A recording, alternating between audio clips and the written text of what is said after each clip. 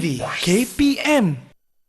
Assalamualaikum dan salam sejahtera. Selamat datang ke Sukses SPM 2022 Pecutan bersama dengan saya Lokman Hakim. Baik, hari ini kita nak belajar tentang mata pelajaran kejuruteraan awam bersama dengan seorang cikgu yang cukup luas pengalamannya. Nak tahu siapa? Jom kita lihat profil cikgu kita hari ini.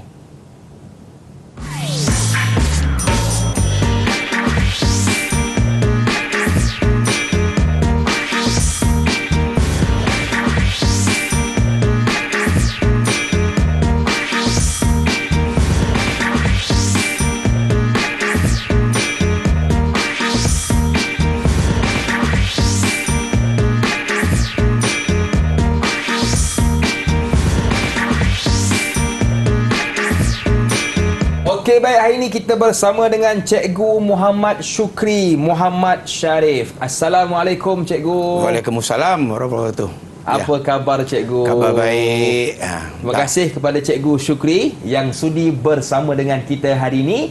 Kita juga kawan-kawan bersama dengan juru bahasa isyarat kita iaitu Cikgu Nur Ilda Kamaruzaman dari Institut Pendidikan Guru Kampus Ilmu Khas Kuala Lumpur. Apa khabar Cikgu Ilda? Terima kasih juga kepada cikgu yang sudi bersama dengan kita. Okey, Cikgu Syukri. Ya. Hari ini kita nak fokuskan berkaitan apa, Cikgu? Kita fokuskan tentang pecutan SPM ya.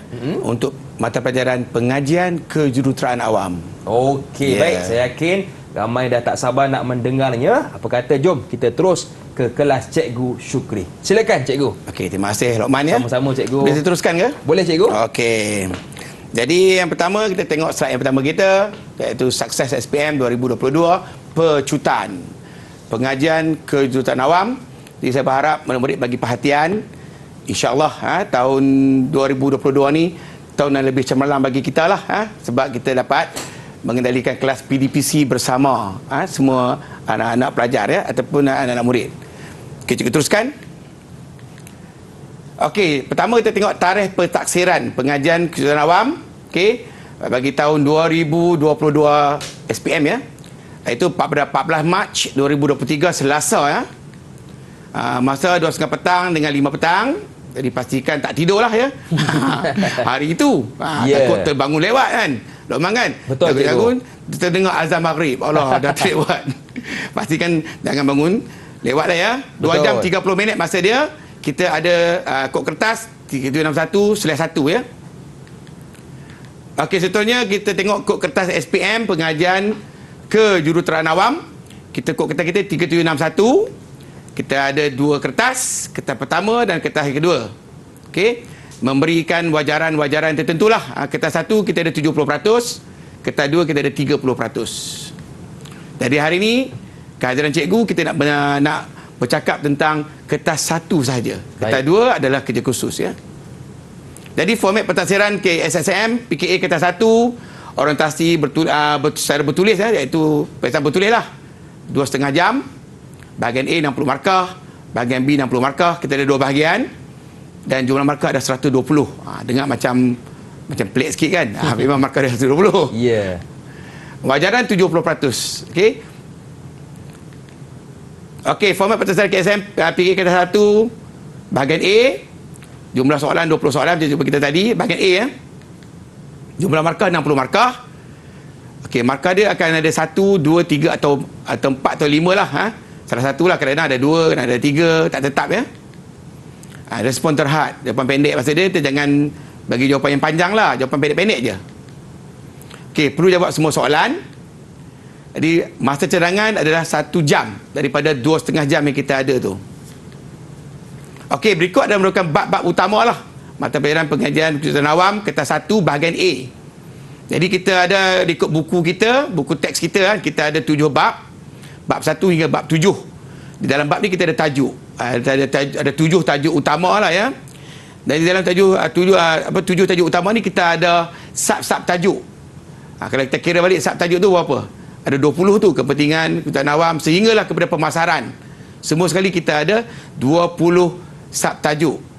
Dia secara kebetulan tu dia tersama dengan soalan kertas 1 bahagian A, 20 soalan. Nampak macam seolah-olah satu tajuk, satu soalan. Tapi tak semestinya lah ya. Yeah. Okey. Format pentadbiran KPSM PKE Kertas 1 bahagian B. Untuk bahagian B kita ada 4 soalan.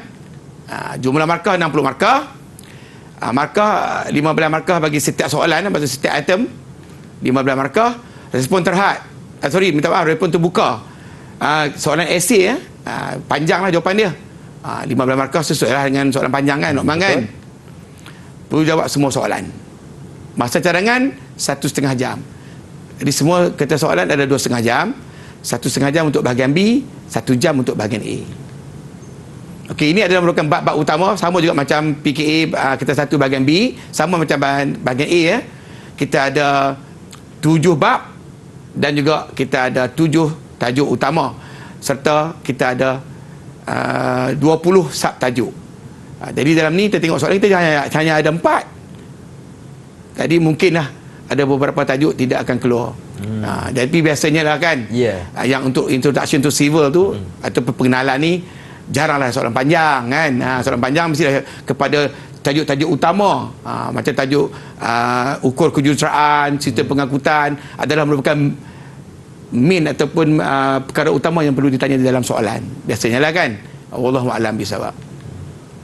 Okey, baik. Jadi itu contoh format pentaksiran bagi mata pelajaran pengajian kejuruteraan awam. Dan sekarang cikgu, kita nak berehat seketika. Boleh cikgu? Boleh. Baik, jangan ke mana-mana, teruskan bersama dengan kami pastinya dalam Sukses SPM 2022 Pecutan. Didik TV KPM. Didik TV KPM. Okey, baik kawan-kawan, untuk segmen ini kita nak fokuskan pula kepada bahagian A bagi mata pelajaran pengajian kejuruteraan awam bersama dengan cikgu kita yang cukup luas pengalamannya, iaitu Cikgu Muhammad Syukri. Okey cikgu, silakan. Boleh teruskan ke? Boleh cikgu. Okey, terima kasih banyak Lokman. Sama-sama cikgu. Kita teruskan soalan contoh ya. Terus soalan contoh, sebab semua nak tengok soalan contoh kan. Tengok contoh. Kertas 1 bahagian A ya. Soalan yang pertama, soalan contoh kertas 1 bahagian A. Berikut ada merupakan sebahagian proses rawatan air yang tidak mengikut urutan. Susun mengikut urutan yang betul dengan menulis 1, 2 dan 3 pada petak yang disediakan. Ini dia punya soalannya. Pengudaraan, pembuangan kimia dengan penyaringan. Dalam bahasa Inggeris kita panggil sebagai pengudaraan ni aeration lah. Pembuangan kimia ni sebagai chemical diffusion. Dan yang terakhir adalah penyaringan, iaitu kita screening lah. Jadi dalam awam ni biasanya dia memang dalam BI. Peringkat sekolah ya kita dalam bahasa Melayu ya. Jadi kita ada kotak. Jadi pelajar kena buat apa? Kita kena dia panggil nama sebagai select, ataupun kita cuma memilih jawapan lah. Susun 1, 2, 3. Nak beritahu betapa mudahnya tu kan. Susun je kan. Jadi tengok soalan ni susun. Ni arah mudah lah kita anggap kan. Okey, 3 markah. 1 soalan 1 markah. 1 markah. Bukan 1 soalan 1 respon lah. Okey. Jadi yang peringkat pertama adalah penyaringan. Yang kedua, pengudaraan. Yang ketiga adalah merupakan pembawaran kimia, urutan-urutan kerja adalah. Jadi pelajar kena teka lah. Bukan teka, minta maaf. Pelajar, murid-murid kena memberi jawapan yang tepat.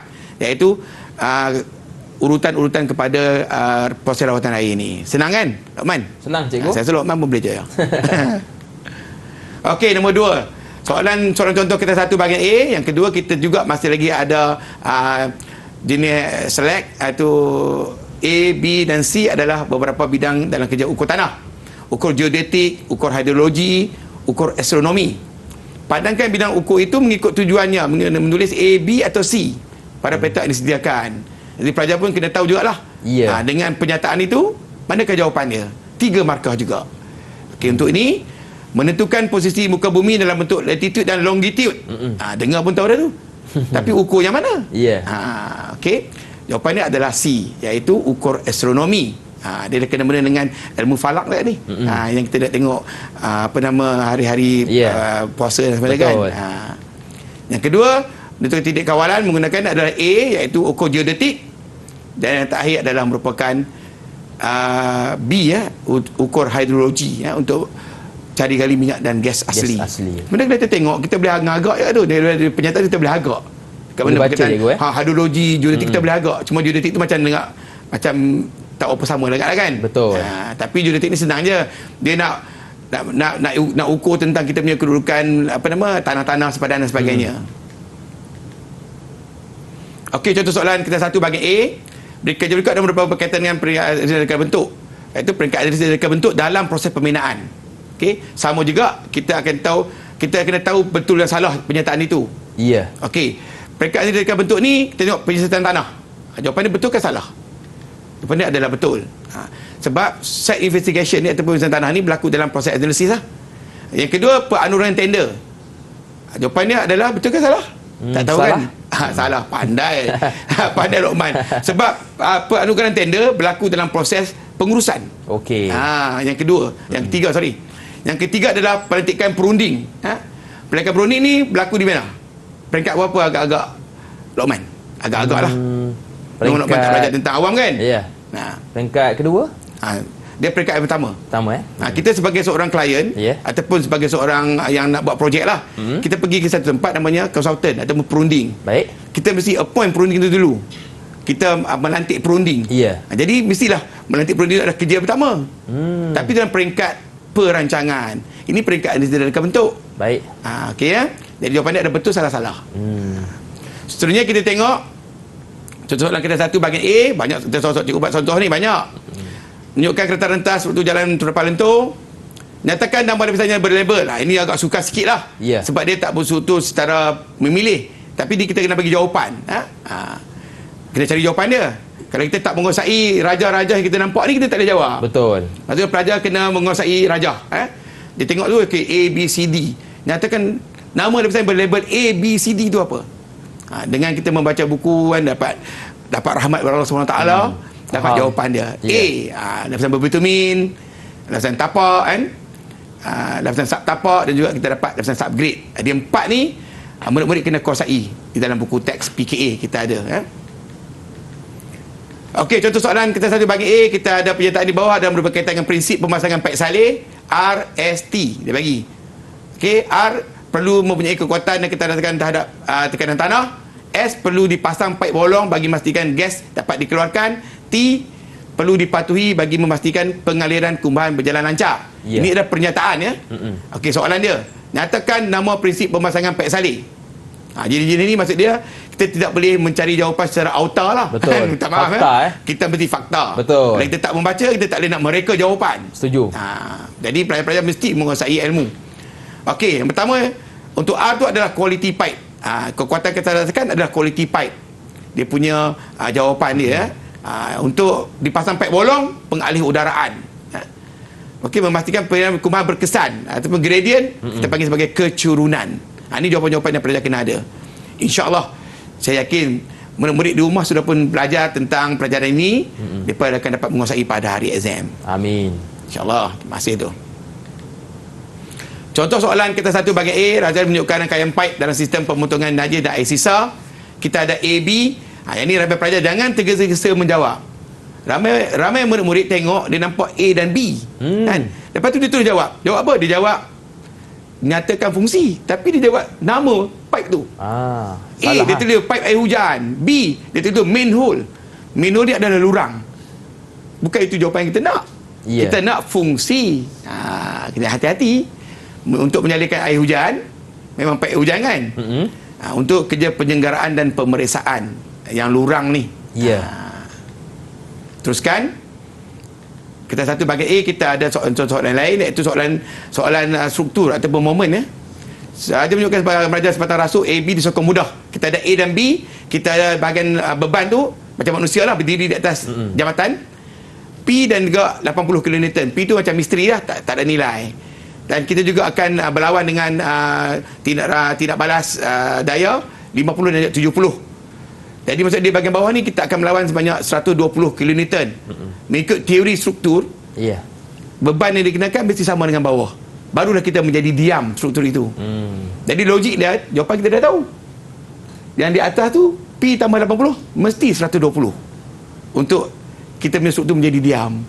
Kita tengok soalan kita.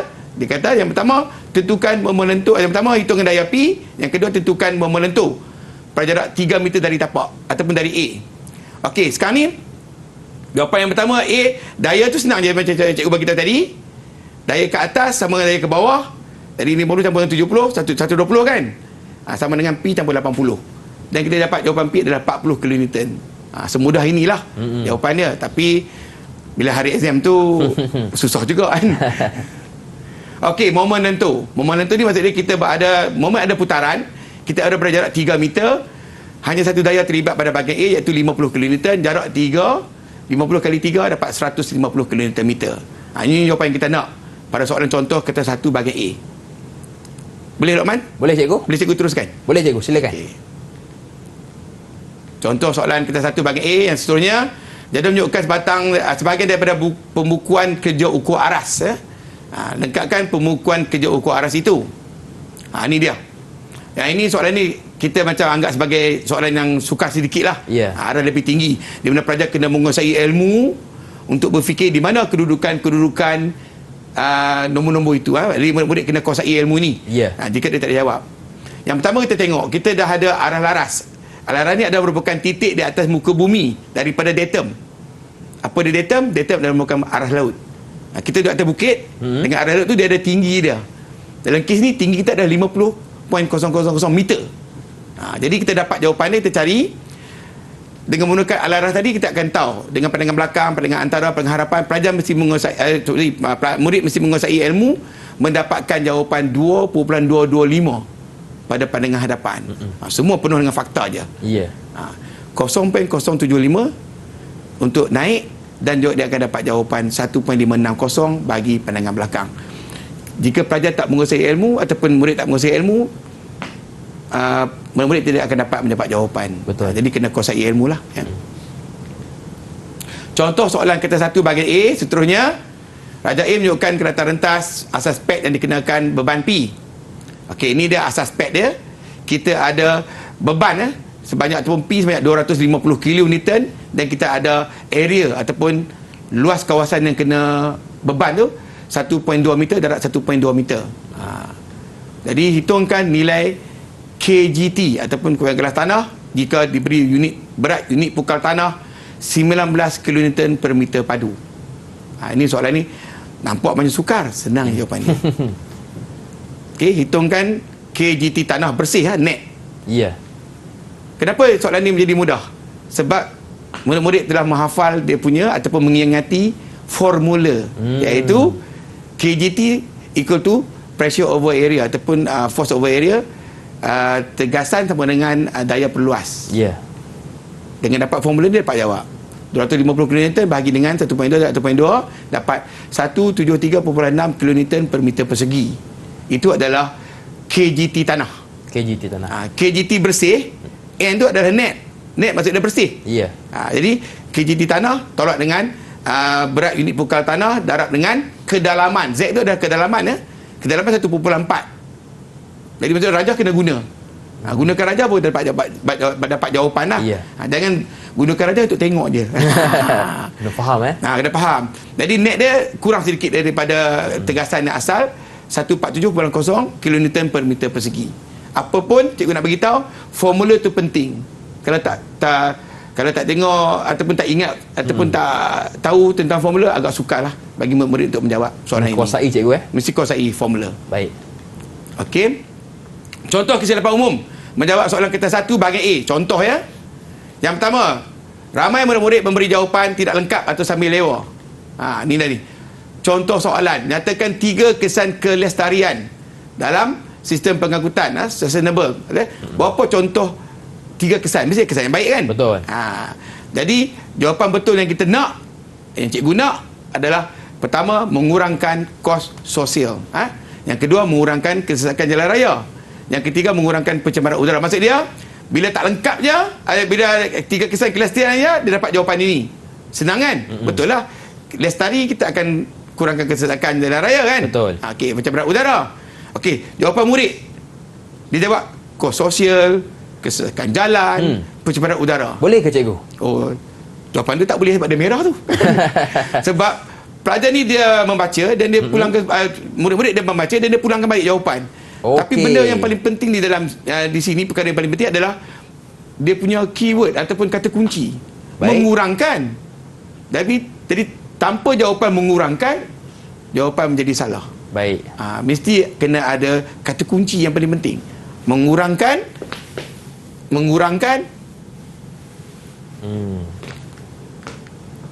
Baik, cikgu boleh ya. tekan bawah. Dia patah balik ke depan dia. Tak boleh tulis juga. Okey. Mengurangkan kos sosial, mengurangkan kesakitan raya, juga mengurangkan pencemaran udara. Itu jawapan yang betul. Baik. Pastikan ada kata kunci ya. Okey. Contoh kesilapan umum lagi yang kedua, memberi jawapan negatif terhadap soalan positif. Ini pun penting ni. Nyatakan 4 kriteria yang perlu ada pada tanah untuk memastikan bangunan dibina kukuh dan kuat. Jadi jawapan dia macam ni. Ni jawapan ni positif ke negatif? Ini positif. Positif, pandai. Sebab apa? Nyatakan kriteria yang perlu ada pada tanah memastikan bangunan itu dibina kukuh dan kuat. Kita bagi jawapan positif lah. Kandungan udara mesti rendah. Kandungan apa mesti rendah. Jawapan pelajar terbalik. Ataupun jawapan murid terbalik. Dia kata kandungan udara tinggi. Kandungan apa tinggi. Tekanan air liang tinggi. Okey. Contoh kesilapan umum menjawab soalan kita satu bahagian A. Memberi jawapan sendiri mengikut logik akal. Tanpa fakta. Tanpa fakta. Tak boleh cikgu 4 lokasi pembebasan lurang ataupun manhole pada pipe salin sistem penyediaan kuman domestik. Jawapan betul adalah 4. Perubahan arah, persimpangan, perubahan cerun, perubahan saiz. Jadi murid-murid memberi jawapan di belakang rumah, berhampiran jalan raya, bersebelahan tandas, di tempat tersembunyi. Maksudnya dia gunakan akal dia yang logik. Okey. Jadi kita teruskan. Contoh kesilapan lagi, kita ada satu bahagian A, memberi jawapan lebih pada ruang jawapan yang disediakan.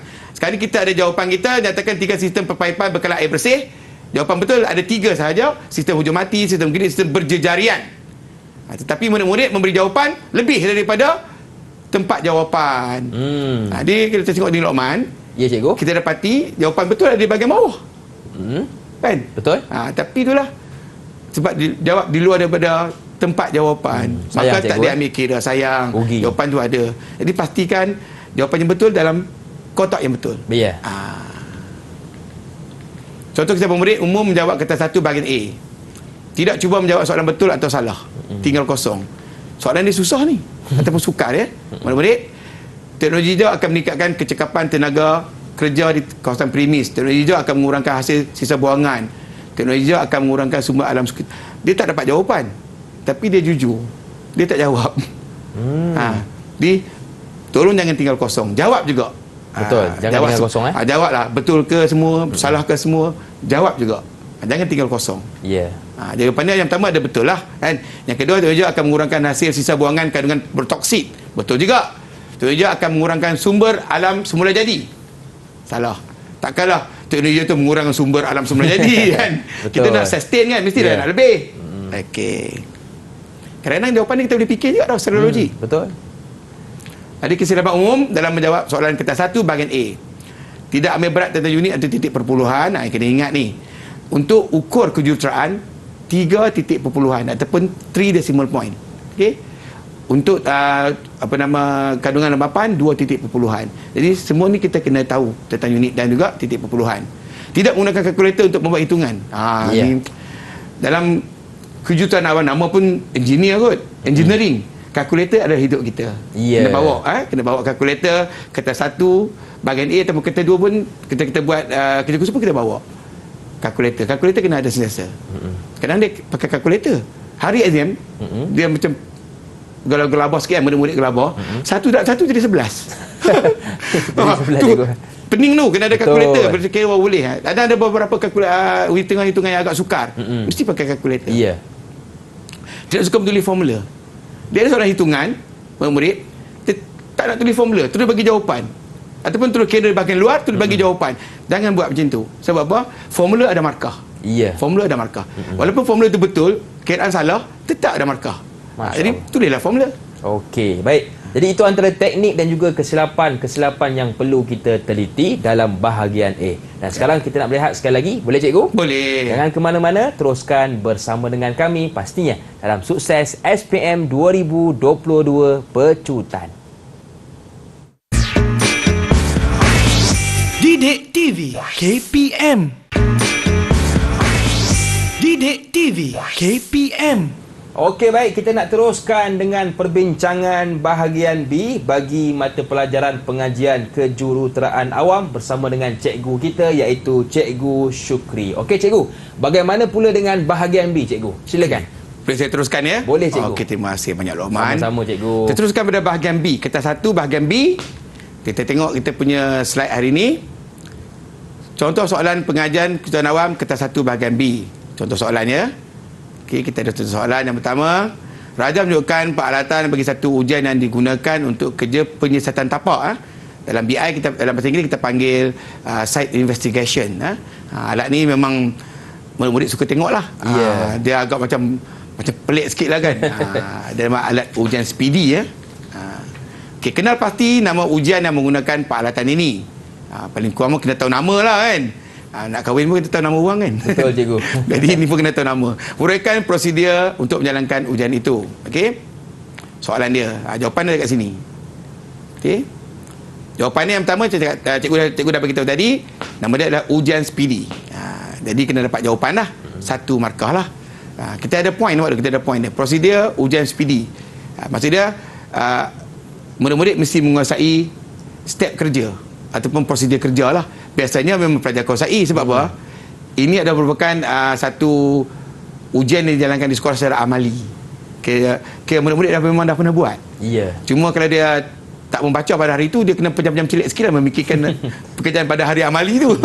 Tapi kalau kita dah menguasai ilmu dengan membaca buku, melihat di buku tentang step-step ni, kita boleh keluarkan dengan begitu lancar, mudah ya. Yang pertama, bersihkan bekas PD dan penutupnya. Ambil sampel tanah dan timbang beratnya. Masukkan sampel tanah ke dalam bekas PD sehinggalah habis daripada hitung purata nilai kandungan lembapan. Semua ni datang daripada buku teks. Ada lengkap dalam buku teks tu. Kita cuma ikut dan juga memahamilah atau sudah kita sikit dalam perkataan yang lebih menghafal sikit. Okey, contoh yang kedua. Contoh kertas 1 bahagian B yang kedua.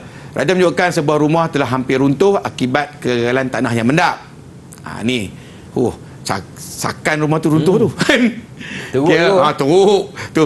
Kira tanah tu tiba-tiba dia mendap. Dia mendap tanah, lepas tu dia tarik sekali dengan rumah-rumah. Terangkan faktor-faktor yang menyebabkan kejadian itu berlaku. Apa faktor-faktor dia? Kena faham tu. 15 markah. Okey. Jadi murid, ini jawapan dia. Okey. Jawapan dia, kandungan udara, kandungan lembapan, tekanan air liang, kandungan bahan organik, tekanan sekeliling. Kalau kita nak kategorikan sebagai mudah kan, masih lagi mudah. Nampak macam susah jawapan dia. Kenapa murid-murid dia mudah? Sebab jawapan ni ada dalam buku teks. Baik. Cuma dia cuma berbeza pada situasi-situasi tertentu lah. Mungkin dia buat gambar rumah lain dan sebagainya. Betul. Tapi jawapan yang sama. Jadi maksudnya dalam bahasa Inggeris dia panggil sebagai faktor mempengaruhi keseimbangan jurang, factors affecting soil strength. Dia ada satu lagi tau, dia ada satu cerun, jangan keliru. Cerun jawapan lain. Kalau tanah, jawapannya adalah kandungan udara, kandungan lembapan, tekanan air liang, kandungan bahan organik, tekanan sekeliling. Kalau soalan tu soalan tanah. Kalau soalan cerun, jawapan lain. Jawapannya adalah beban, kejelitan tanah. Kan? Tekanan air liang sama, dia ada jawapan lain, dia ada 5 jawapan. Gradient sebagainya lah, banyak lagi lah 5 jawapan. Cuma tak samalah cerun tu. Kena kuasai ilmu tu. Jadi murid kena hati-hati cikgu. Kena hati-hati tengok soalan tu. Soalan ni dia tanya apa? Tanah ke cerun? Jangan terkeliru. Jangan terkeliru. Oh tanah. Ini murid kena pastikan jawapan betul. Baik. Nanti sayanglah tu dia banyak-banyak tapi tak dapat markah. Betul. Okey. Contoh yang kedua. Raja menunjukkan satu kaedah agen air ke sebuah kawasan perumahan. Kawasan itu sering mengalami masalah gangguan bekalan air. Ini dia. Kita ada rajah juga daripada buku teks berarti sumber guru kan. Buku teks kita ambil daripada buku teks kita 5. Terangkan punca masalah tersebut. Cadangkan kaedah agen air yang sesuai bagi mengatasi masalah itu. Terangkan kaedah pengoperasian yang anda cadangkan itu. Dia ada banyak soalan tu. 1, 2, 3 A1, B ada 2. Sebelum tu kita tengok dulu rajah ni.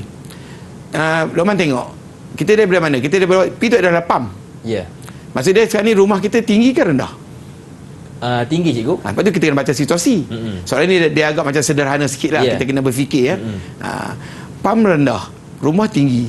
Lepas tu kita nak pam air kan. Betul. Bila tanya masalah tu mesti kita dah tahu dah.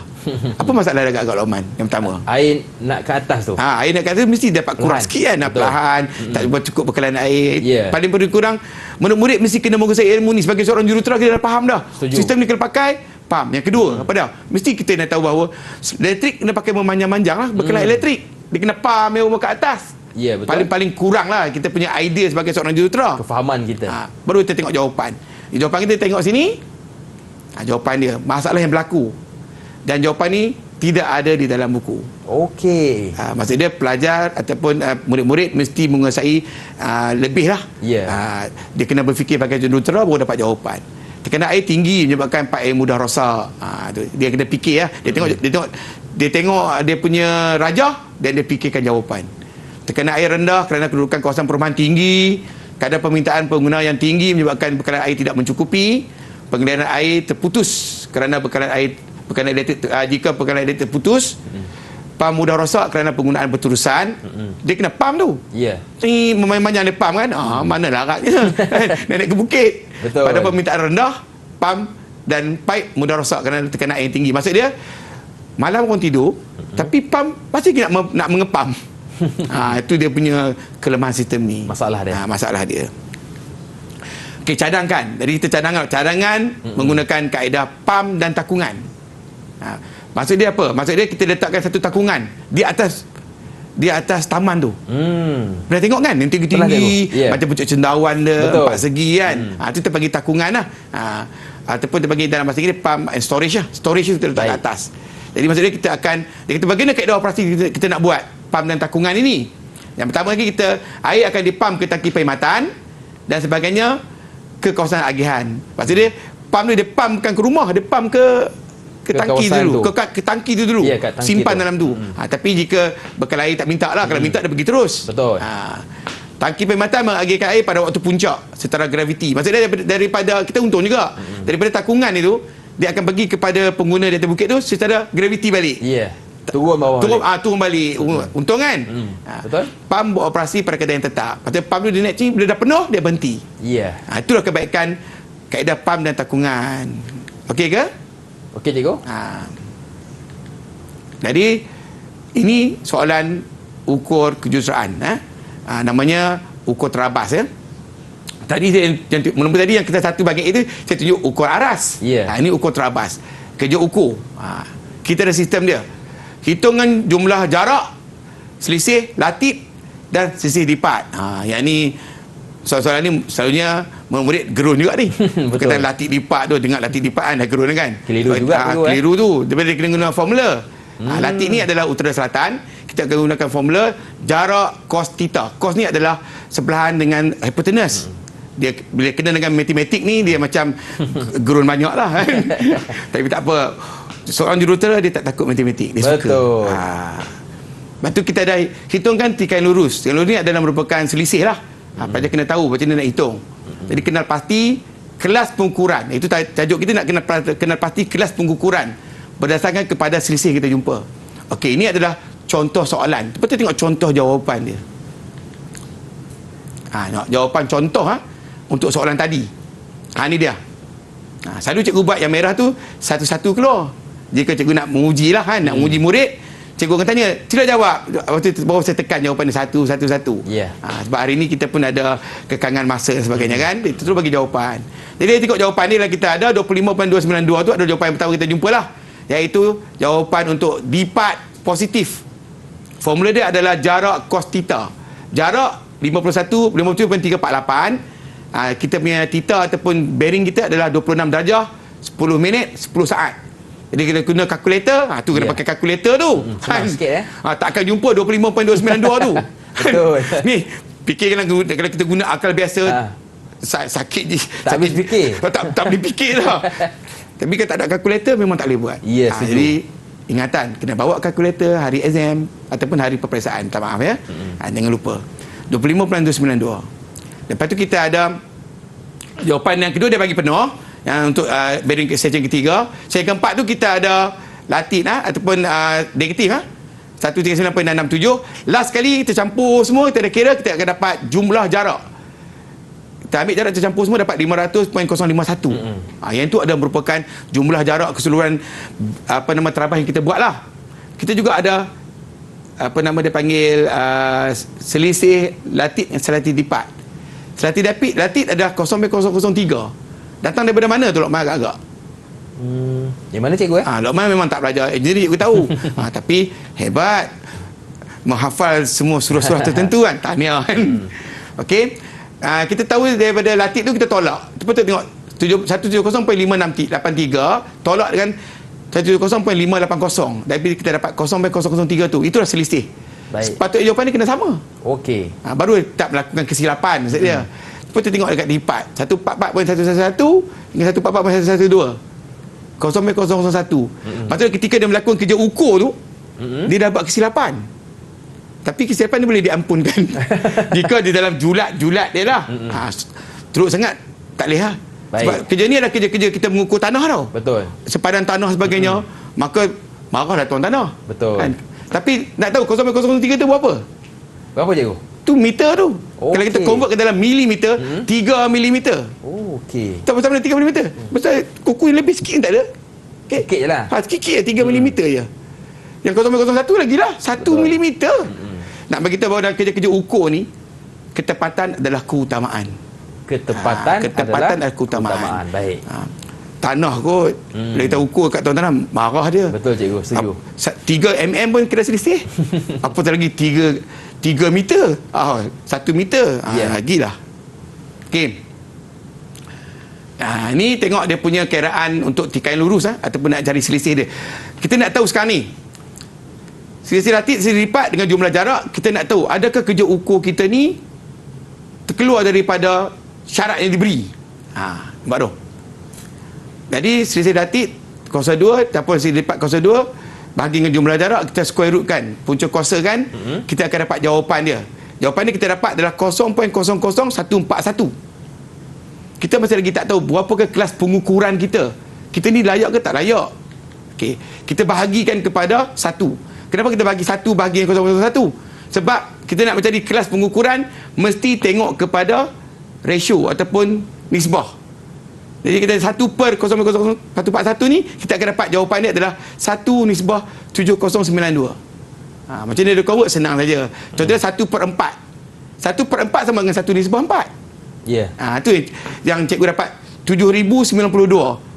Dan kita ada satu jadual di mana kalau kita buat lebih daripada 8,000, kita dapat kelas pertama. Baik. Lebih daripada 4,000, kelas kedua. Jadi budak-budak kena tahu, kelas-kelas ni kena ingat. 4,000 ke atas, kelas kedua. 8,000 ke atas, kelas pertama. Sekarang kita dapat berapa? 7,092. Sekarang kita dalam kelas berapa? Atas 4,000. Atas 4,000. Tapi kurang 8,000. Ya. Kelas berapa, Lokman? Kelas 2. Pandai. Walaupun tak belajar engineering. Engineering adalah fakta. Ya. Okey, kelas pengukuran adalah kelas kedua. Okey, maksudnya berjaya lah. Juru ukur tak payah mengulangi kerja proses tu. Ya. Boleh diterima pakai. Meneruskan mencari koordinat. Baik. Okey ya. Okey, teruskan dengan soalan kata satu bahagian B. Yang ini ada merupakan soalan jalan ya. Okey, terapan A ada terapan lentur, terapan B ada terapan tegar. Kita ada dua tadi, kita dapat perbandingan. Okey, tengok terapan lentur. Boleh bantu lebih singkat. Okey. Sesuai untuk menanggung beban trafik yang tidak tinggi, pembinaan lebih mudah dijalankan, kerja penyelenggaraan mudah, tempoh pembinaan singkat, kos pembinaan lebih murah. Kini jawapan dia yang pertama. Kita tengok jawapan yang kedua, terapan tegar. Kan kita ada dua terapan tadi kan? Betul. Dua bentuk cross section tadi. Terapan tegar dia akan berlawan balik dengan terapan lentur. Sebab bila dia lebih tepat, dia lebih yang terapan tegar lebih lama. Sesuai untuk menanggung beban trafik yang tinggi, dia berlawan balik dengan terapan lentur. Pembinaan lebih sukar dijalankan, kerja penjagaan sukar, tempoh pembinaan lama, kos pembinaan lebih tinggi. Dia memilih, oleh itu terapan B lebih sesuai. Saya ulang balik, saya kena patah balik dekat soalan. Tengok jawapan dia, terapan lentur, terapan tegar kan? Kita ada A dengan B kan? Tengok soalan dia. Okey, soalannya kita ada dua, terapan A, terapan B. Yang pastinya pelajar-pelajar mesti kena membuat perbandingan. Jangan tulis satu je. Dia tulis satu. Dia pilih A, dia tulis A je. Itu tak betul. Ya. Okey ya.